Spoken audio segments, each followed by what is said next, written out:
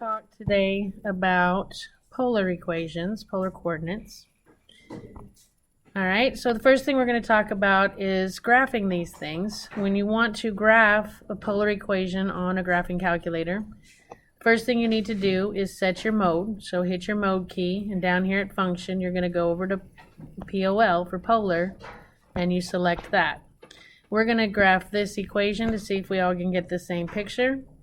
So once now you change your mode to polar, if you go to y equals, you can see it doesn't say y equals now, it says r equals, because when you're in polar, your equations are in terms of radius and theta.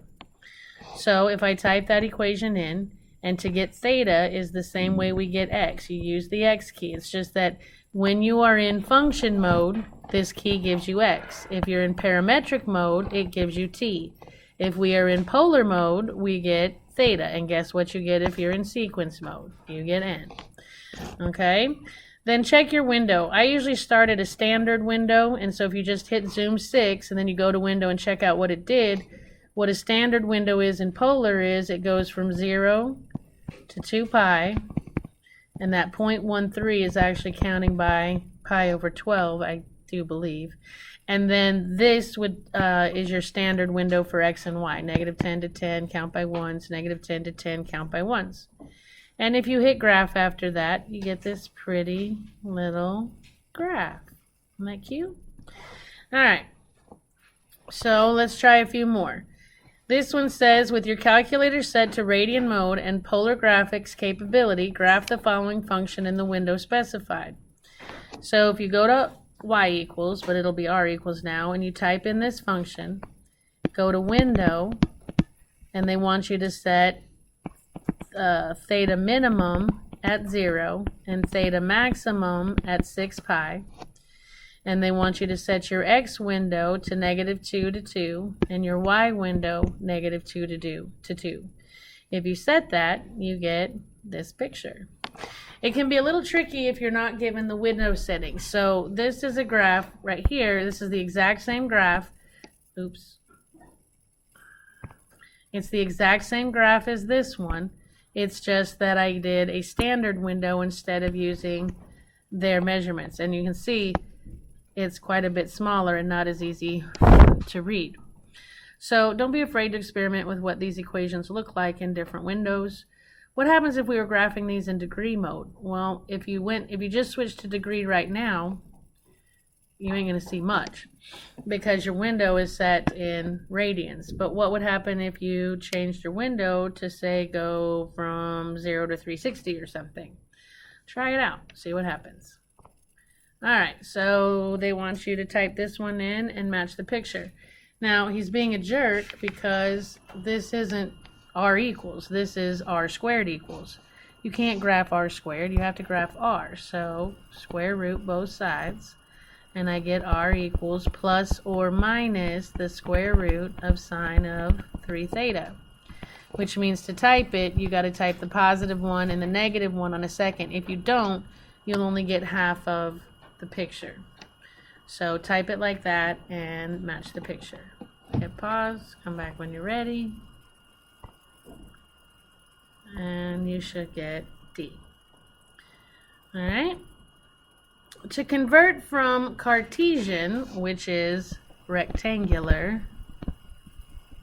all these different words I use for the same thing, and what that means is that your point is in x and y, to polar, which means you want your points in r theta.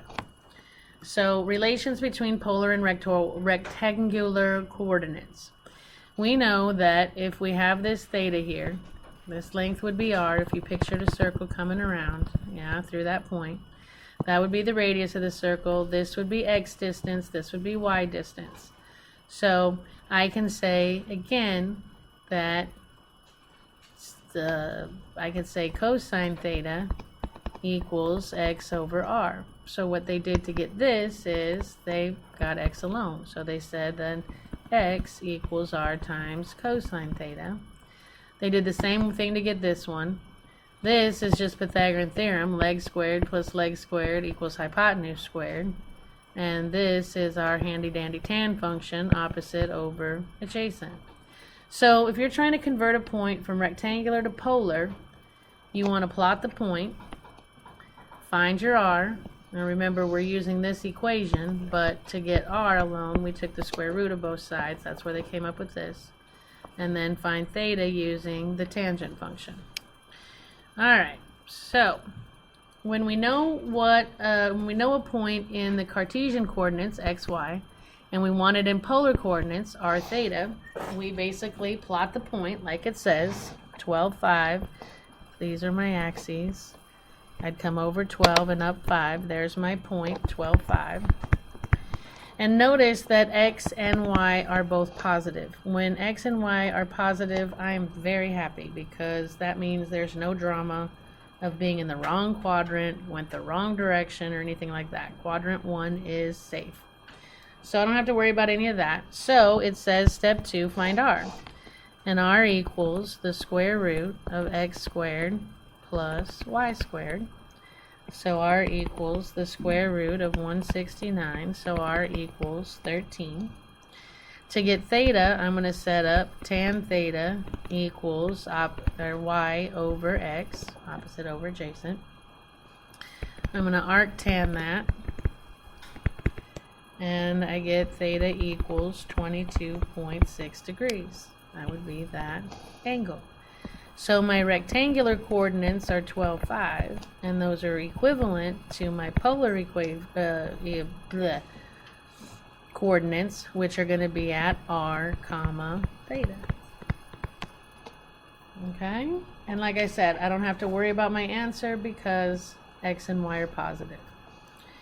Alright, what about if x and y are negative? Well, you know, when we include that, then we open ourselves up to all 4 quadrants. And of course, in quadrant 1, both x and y are positive. In 2, x is negative, y is positive. In 3, they're both negative. In 4, x is positive, y is negative. When we are doing what we did yesterday, which was converting from polar to Cartesian, from r theta to xy, everything works out nicely. We don't even have to worry about it. You simply use these two, right? And you say that x equals the radius times cosine theta. Type it in a calculator. R sine theta, type it in a calculator. And there's your rectangular coordinates. Again, we don't have to worry. But when we're converting from Cartesian to polar coordinates, now we've got issues. So what happens is when you type this in the calculator, your calculator's programmed, and I think, I could be wrong, but I think it's programmed to give you the smallest angle possible. What that means is it's not paying attention to direction or where your point actually is. It's just going, it has no idea the context of the problem you're working in, so it just calculates the closest one. So what you have to do is look for where your point lies, not for where your vector goes or your ray or your line goes, but look at what quadrant your point is in. If your point is in quadrant 1, whatever your calculator is, use it. If your point is in quadrant 2, whatever your calculator says, you're going to add 180 to it, or pi if you're in radians. If your point is in quadrant 3, whatever your calculator says, you're going to add 180 or pi to that value. If your point is in quadrant 4, you're going to add 360 to whatever the calculator says. 360 or 2 pi if you're in radians. Okay, so that's a little cheat sheet. You're supposed to do it by looking, but I don't see it very well, so I need my little cheat sheet here. Alright, so we have our example, p equals negative 310, and that would be in rectangular coordinates. So if I sketch a little picture of that, negative 3, 10 up, okay, this would be my reference angle, but this would be the angle they want. Okay, so what I do is I say I gotta use these directions. So the first thing I did was I plotted it. Second thing is I gotta find r, and r is going to be the square root of x squared plus y squared. So that's going to give me the square root of 109, which is approximately 10.4. So there's my r. Now I need theta, so I set up tan theta equals y over x. And I'm going to arc tan. And arc tan both sides. And I get theta equals, if you type it in the calculator is going to say negative 73.3 degrees. Now, if you actually graphed that, that would be from here coming down, going in a clockwise direction, 73.3 degrees. Okay, so this would be 73.3 degrees, or negative 73.3, which is not in the right quadrant. I need to be up here in the second quadrant. So, visually, what you're doing is you're calculating, well, how far around is it then to get all the way back over there? Or you can use your cheat sheet. My point is in quadrant 2, so it says whatever my calculator's got, add 180 to it. So my theta really is negative 73.3 plus 180, which gives me 106.7 degrees. Which, if you look at the picture, that makes more sense. From here to here, it does look about like 106.7 degrees. So, my rectangular coordinates are at negative 310, and my polar coordinates are at r, which is 10.4, theta, which is 106.7 degrees. Okie dokie. Alright. So let's try another one. First step is to draw a sketch of it. So we're at 5, negative 8, which means my point is in quadrant 4. You might as well mark it on your cheat sheet right now.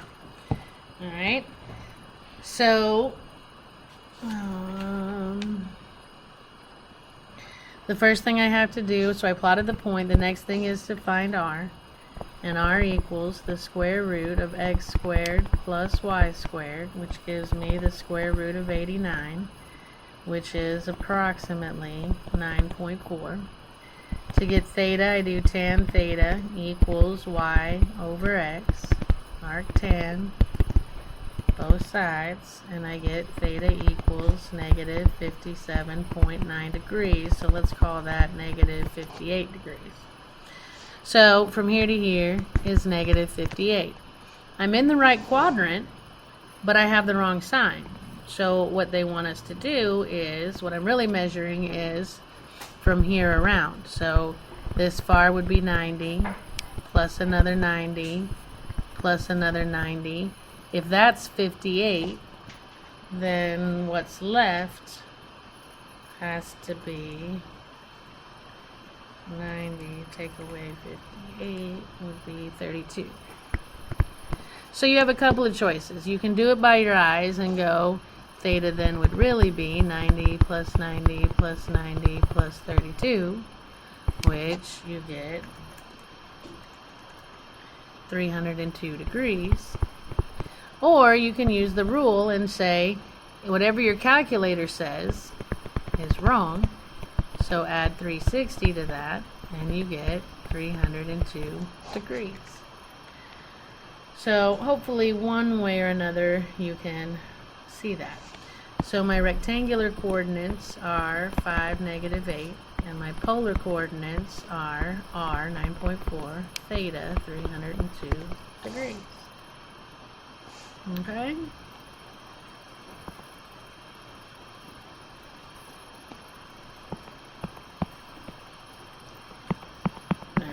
Come on, it's stuck.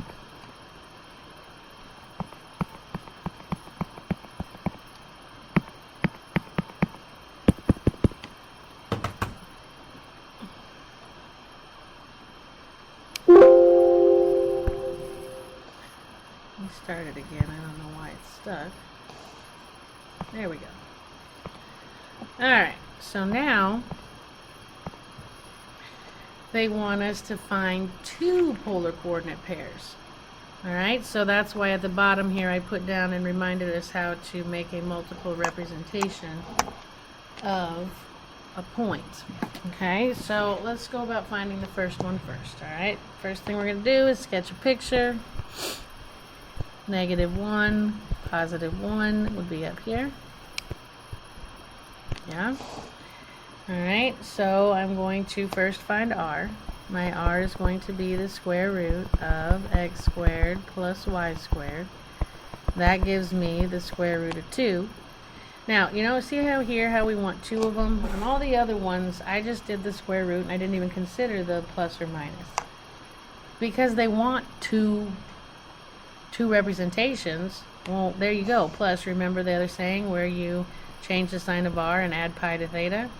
Alright, well, that's where it's coming from, because when you take that square root, you actually get a plus or minus. It's kind of neat that it sets you up to find the second one. Alright, so then I got to find theta, so tan theta equals y over x, arc tan, and your calculator is going to say that theta equals -45 degrees. Well, again, that's down here. That's not in the right quadrant. So I need to be up here, which means I need to add 180 to that. Yeah?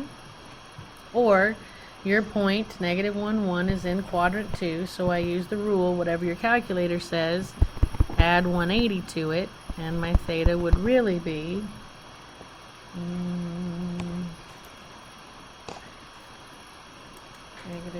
-45 plus 180 is -220. No. -45 plus 180 is 135.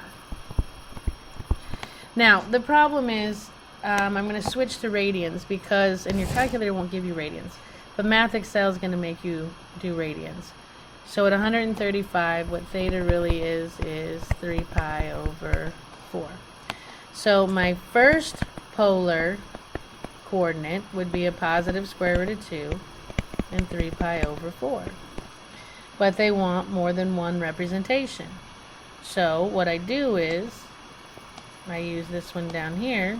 There's the one I just found. Not, again, I'm just finding 2, so I don't need the 2n pi because that just gives you more multiples of everything. The first one is what I get.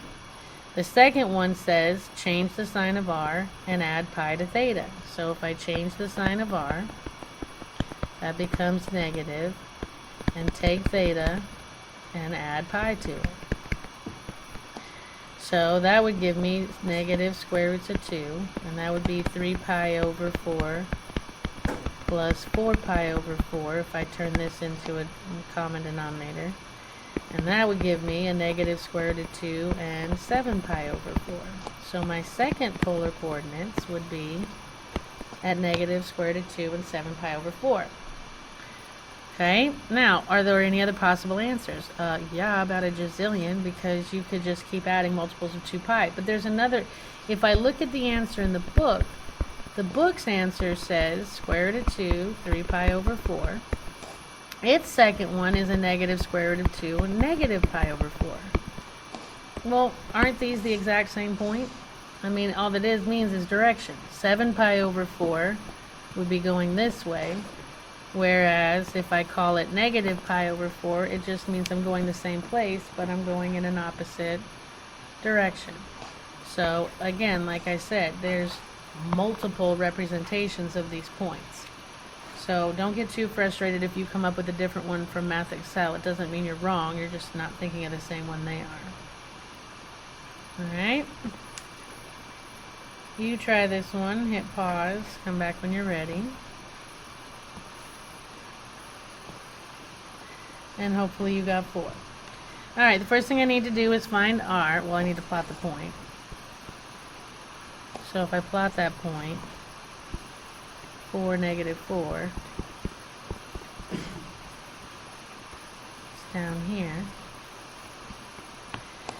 So to find r, I have r equals the square root of x squared plus y squared would give me r equals the square root of 32. Again, I would just go decimal and be done, but Math Excel is going to want you to leave it in simplest radical form. So if I break down 32, by 2 is 16, by 2 is 8, by 2 is 4, by 2 is 2. That gets a 2 out, that gets a 2 out, so I have 4 square roots of 2. Yeah, plus or minus, because I got to determine 2 pairs. So now theta. Well, tan theta is going to be y over x. Arctan, I get theta equals, again, with the negative 45 degrees. Yes, and this one's in degrees, so I'm going to stay in degrees. I'm not going to go to radians. But again, that's wrong because I'm in the right quadrant. That's good. But they don't want a negative theta. They want a positive, which just means you're measuring around this way. Or you can say my point is in quadrant 4, so I need to take whatever my calculator said and add 360 to it. And that would give me my 315 degrees. Okay? Coming around this way. So, one polar coordinate would be 4 square roots of 2, comma, 315 degrees. My other one, to get your second polar, you change the sign of r, negative 4 square roots of 2, and you add pi to theta. And you know what's interesting is I can do it to this and then go backwards, or I could just, this is the theta in the positive direction. Use the theta you got off the calculator, and I would have negative 45 plus 360, or plus 180. Where am I at? Holy crap. 4, negative 4.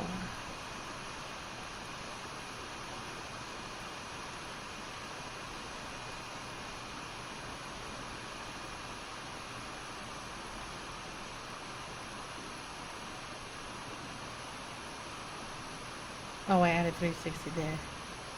Sorry, to get your new one, you change the sign of r and you add 180. You only add pi, so negative 45 plus 180. So my second polar equation would be negative 4 square roots of 2, comma, 135 degrees. So there's polar 1 and there's polar 2. Alright. Try this one, hit pause, come back when you're ready. And hopefully you got 3. Alright, so I got to sketch me a little picture. 0 square root of 3 is going to be right on that axis there. So if I try and find r, that's going to be the square root of 0 squared plus the square root of 3 squared. That gives me the square root of 0 plus 3, which gives me the square root of 3. Plus or minus to get my doubles. My tan theta is y over x. That means that tan theta is undefined. Well, if I look in a unit circle to see where tangent is undefined at, it's only at 2 places. It's at pi over 2 and 3 pi over 2, because y divided by x would be something divided by 0. Y divided by x would be something divided by 0. So there's my 2 thetas. So theta is undefined at 90 degrees and theta is undefined at 270 degrees. So my 2 polar coordinates, the first one is going to be square root of 3, comma, 90.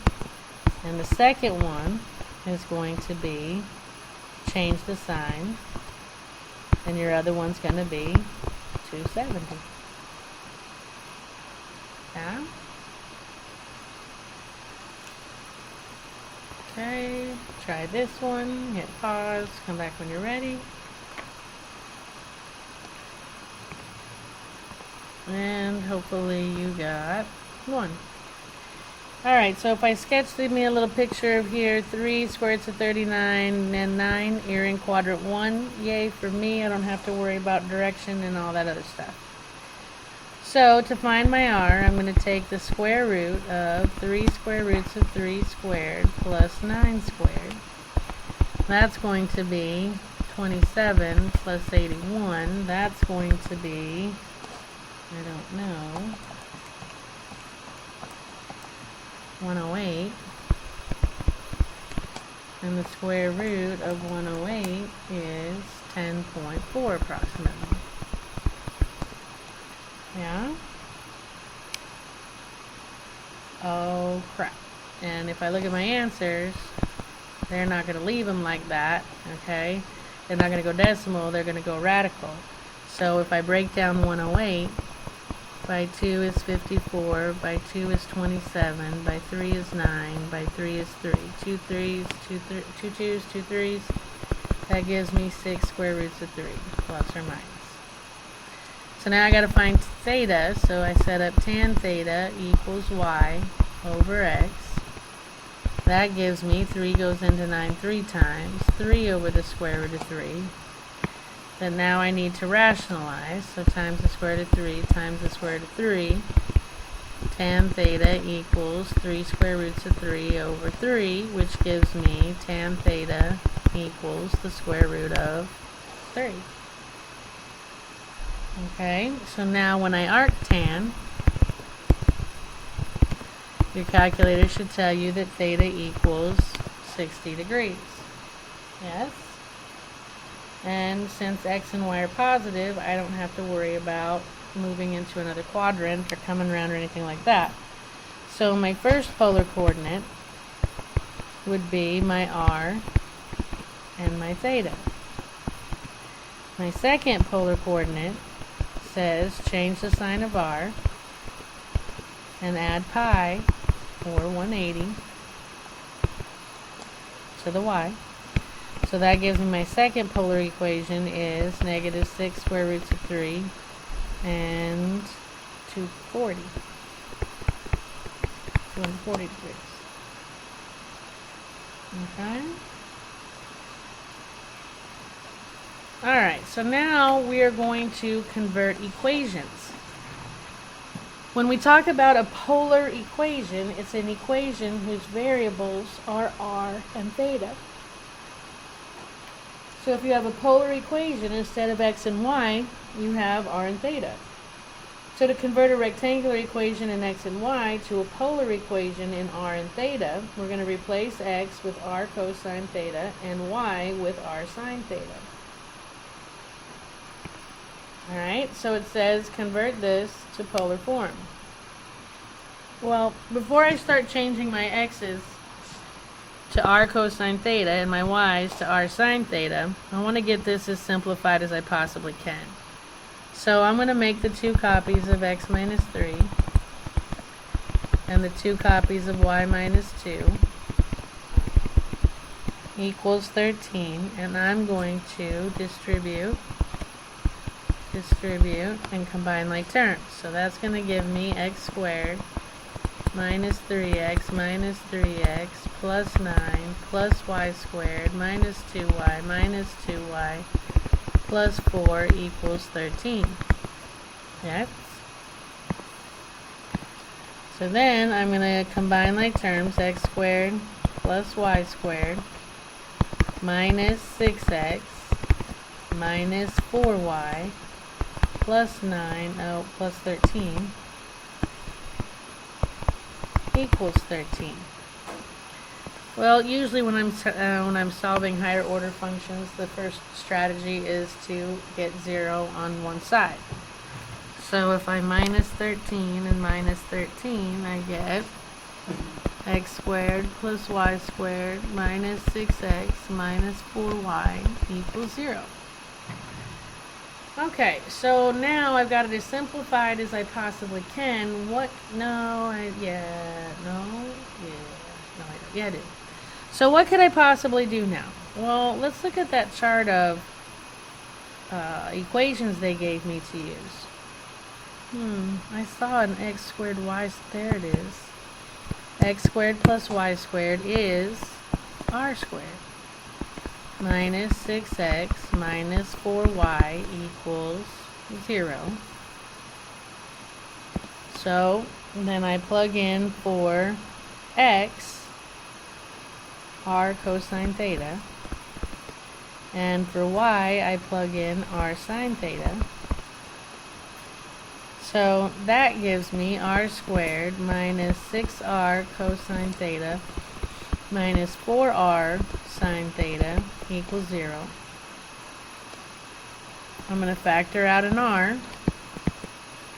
That will give me r squared minus 3r cosine theta minus 4r sine theta equal 0. Yeah? So then if we set them to 0,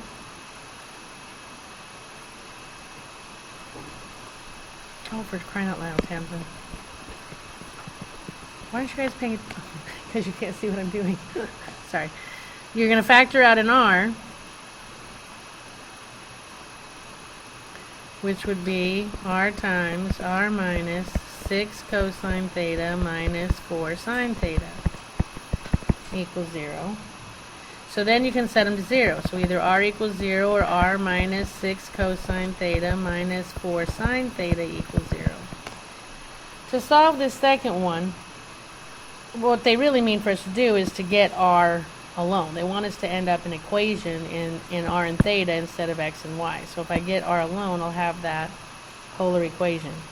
So I'm going to add 6 cosine theta plus 6 cosine theta plus 4 sine theta plus 4 sine theta, and that gives me r equals 6 cosine theta plus 4 sine theta, and that will be my equation in polar form. There's my polar equation, and that's my rectangular equation. And you can see that we know that this up here in rectangular is a circle, but to find the center and the radius and all of that is much more of a pain than graphing this, yeah? Alright, so, and then when you type this into your polar graph, you'll also get a circle with center at 2, 3. Alright, so if we do this one, we know that it's a line. In the coordinate system, if you got y alone, you'd start at 2 and you'd have to go down 2 over 3, and there's your slope. Okay, we can all do that. We've done that since forever. But they want us to write it in polar coordinates and prove the graph. So this one's not too bad. I don't have squares and all that. I'm just going to replace my x and y. So that would say 2 times r cosine theta plus 3 times sine theta, r times sine theta, crying out loud, r times sine theta equals 6. And then, let's see, I'm going to distribute, so that's going to give me 2r cosine theta plus 3r sine theta equals 6. And then I'm going to factor an r out, which gives me 2 cosine theta plus 3 sine theta equals 6. Yeah? Yes? And now what do I need to do to get my r alone? I'm going to divide by 2 cosine theta plus 3 sine theta.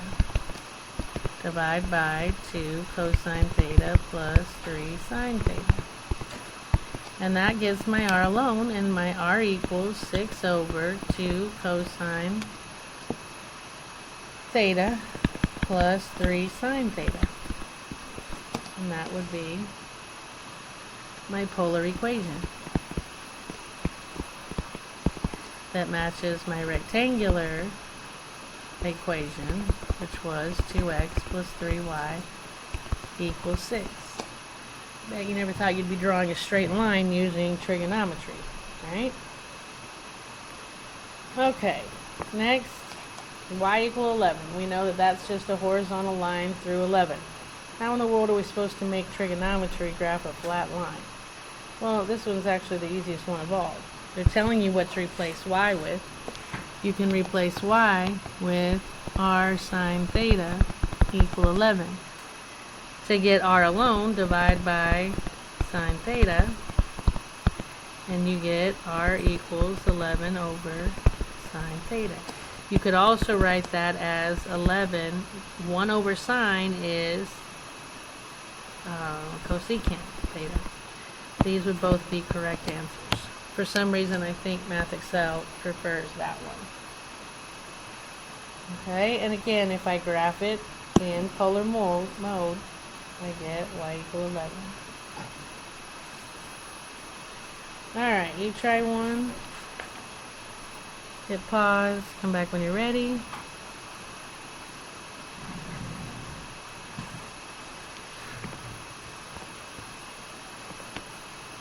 And hopefully you got that one. Alright.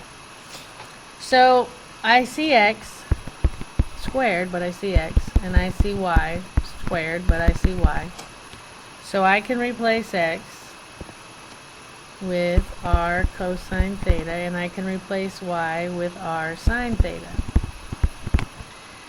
So if I square that, I get r squared cosine squared theta plus 4 times r squared sine squared theta equal 4. Alright, so then what I'm going to do is factor out my r squared, which is going to give me cosine squared theta plus 4 times sine squared theta equals 4. And that's actually where they stopped. I mean, I don't think that's in simplest form. Usually you're not in simplest form until you get r all alone. Okay, but to do that in this situation would make a nightmare math problem, so I'm assuming that's why they stopped there. Alright, try another one, which shouldn't be hard for you since I just kind of showed you the answer on accident. Hit pause, come back when you're ready. And you should get r equal 9 secant theta. Alright, so what we do is we have x equals 9, which I can replace x with r cosine theta equals 9. And to get r alone, I'm going to divide by cosine theta, and I get r equals, that's 9 times 1 over cosecant would be what? 1 over...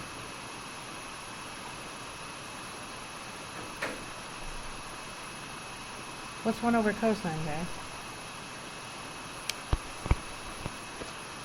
R equals 9 times 1 over cosine is the same as secant theta.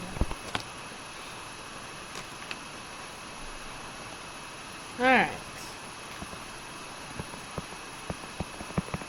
There it goes again.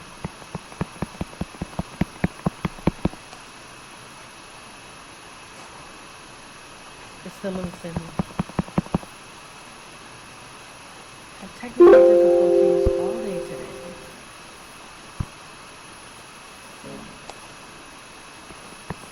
There we go. Now I can. Alright, so when we're doing equation conversion from polar to rectangular coordinates.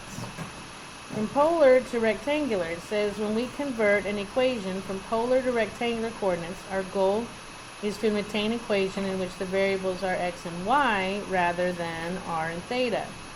We use one or more of the following equations. And those are the same ones we've been using for several days now. To use these equations, it's sometimes necessary to do something to the given polar equation. This could include squaring both sides, using an identity, taking the tangent of both sides, or multiplying both sides by r. And remember, if they want multiple representations, what you got to do.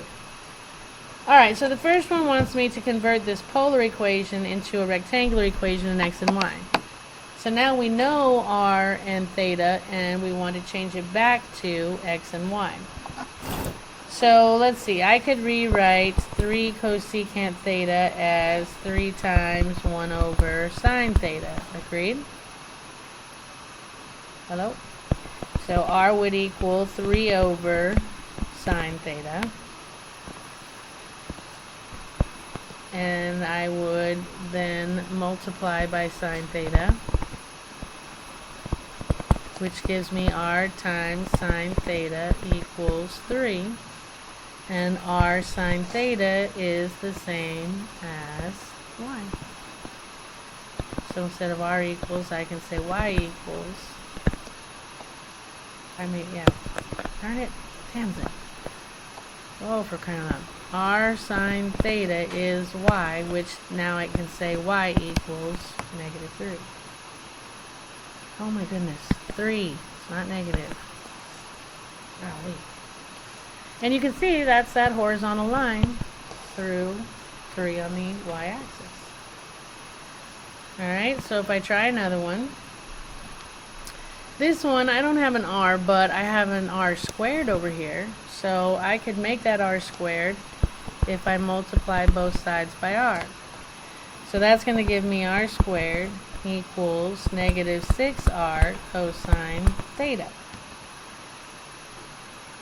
R squared. R cosine theta. Okay, now I can replace r squared with x squared plus y squared. So see how I'm getting rid of that r and turning it into x's and y's? And then over here I'm going to have -6 times 1. What? Where did that come from? 6 is touching. I'm sure I grabbed a pen. 6 is touching r cosine theta, and r cosine theta is not going to be 1, it's going to be x.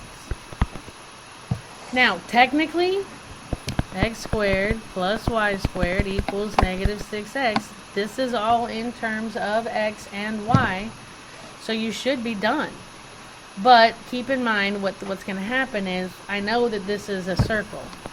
And so if I know it's a circle, I need to write it in standard circle form. Alright, and to do that, we're going to have to complete the square. So I'm going to have x squared minus 6x plus y squared equal 0. So what you have to do to complete the square on x is add half of b squared. B is 6, half of that is 3, square that is 9.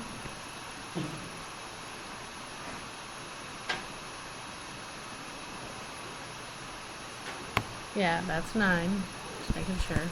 And then to keep it balanced, I have to add 9 to the other side. Yes? Alright, and I don't have to complete the circle on y because there's no linear term. So this then factors into x minus 3 squared plus y squared equals 9. And if you look, this would be a circle with center at 3, 0 and a radius of 3. When I type this into my polar function mode calculator, you can see right here, I get a circle at -3, 0. I only got -3.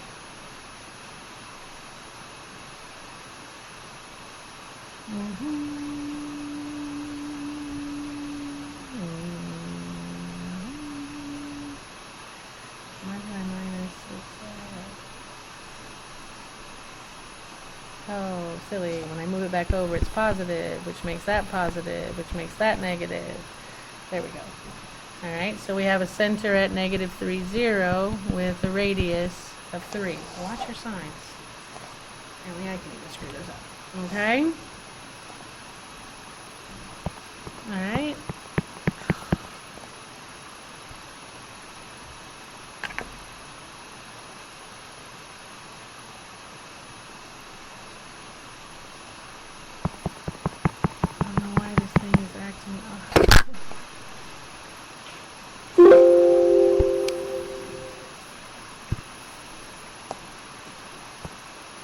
Alright, so if we look at this next one then, alright, I don't want a fraction for sure, so I'm going to multiply by 1 plus cosine theta on both sides. And if I distribute the r, that would give me r plus r cosine theta equals 5. Alright, my r cosine theta, that can be rewritten as x. So now I have r plus x equals 5. If I get r alone, and then I want to get rid of it, I'm going to minus x, and I get r equals 5 minus x. Well, I got rid of theta, Now I got to get rid of r.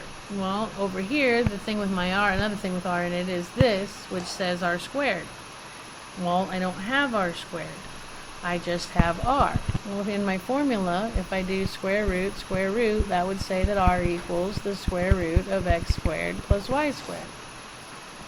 Which means I can replace r with the square root of x squared plus y squared equals 5 minus x. And I'm going to pause really quick because the bell's fixing to ring. So give me just a second. Alright, and we're back. Alright, so I replaced this r with the square root of x squared plus y squared equals 5 minus x. And technically, I'm out of theta and r, but this looks bad. So we're going to clean it up a little bit. I'm going to square both sides. So I have x squared plus y squared equals 2 copies, so we don't kill puppies. 25 minus 5x plus x squared.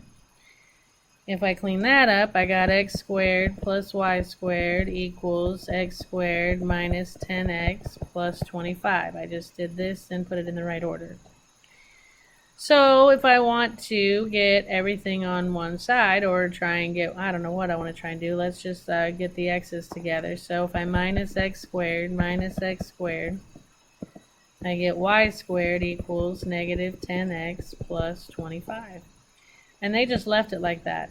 I mean, you could do a lot of different things. You could square root it and get y alone. You could put x and y on the same side. I mean, who knows what they want their final equation to be. It just depends on how simplified they want it. Alright, you try this one, hit pause, come back when you're ready. Hopefully you got 3. So what I did was, again, I've got an r, not an r squared, so square root both sides and I get r. So I can replace this with the square root of x squared plus y squared equals 10 times sine r. If I get sine theta alone, I'm going to divide by r. Yes, so over here, if I get sine, if I divide it by r, then I would have sine theta equals y over r. So I can replace my sine theta with y over r. Okay, so I'm almost out of r's. So what I'm going to do now is I'm going to replace that r. Didn't we just say that r was this? So don't I have the square root of x squared plus y squared equals 10y over the square root of x squared plus y squared, because that's what r is. Well, now to solve this, I'm going to kill the fraction, so I'm going to multiply by the square root of x squared plus y squared, but I got to do it to both sides. When you take a square root times itself, you have itself without the radical. Cancels over here, and I get 10y. And technically, you're done. I mean, technically, you have an equation in x and y, and no longer in r and theta. However, we recognize that this is a circle, and it's rude to not complete the square. So, to get it into a standard form of a circle, what I do is I'm going to move the y coordinate over next to his squared. So, minus 10y equals 0.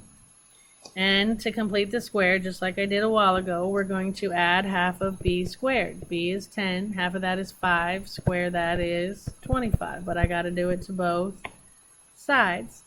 You just made the y trino perfect, so that's going to be y minus 5 squared. And we have x squared plus some 25 on this side. And there we go. That would be standard form of a circle. Alright, do this one, hit pause, come back when you're ready. Sorry about the bell.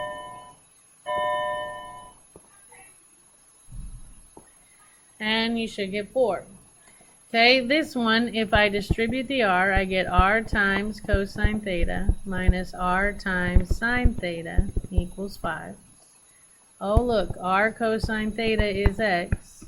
our sine theta is y, x minus y equal 5, and we are done. Some of them are real easy. All right. It says finding distance using polar coordinates. It says a radar tracking system sends out high-frequency radio waves and receives their reflection from an object. The distance and direction of the object from the radar is often given in polar coordinates. So it says in example 7, radar detects two airplanes at the same altitude. Their polar coordinates are 8 miles 110 degrees and 5 miles 15 degrees.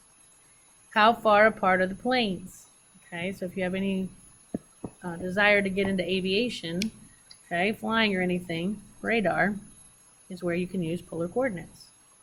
All right, anyway, you see how I need a distance. They want to know how far apart those are. Well, if you have any triangle and you want a side, you can use law of cosines because I know two of the sides. Okay? So what I do is I say that if I call this A and this B and this C, or vice versa, whichever, I'm going to do the A squared equals B squared plus C squared minus 2BC times cosine A. So I have A squared equals B squared plus C squared minus 2 times 8 times 5 times cosine. Oh crap, I need that angle. Is it 110? Is it 15? What is it? Well, it's neither. This is 110 from the ground. This is 15. I only want this much. So I need to take the 110 and subtract off the 15, which gives me 95 degrees. So I'm doing cosine of 95. So I got A squared equals 89 minus 80 cosine 95. I did this and I did this. So I have A squared equals 95.97 square root, and I get A equals about 9.8 miles apart. In a plane, that's not very far. All right, so you try one, hit pause, come back when you're ready.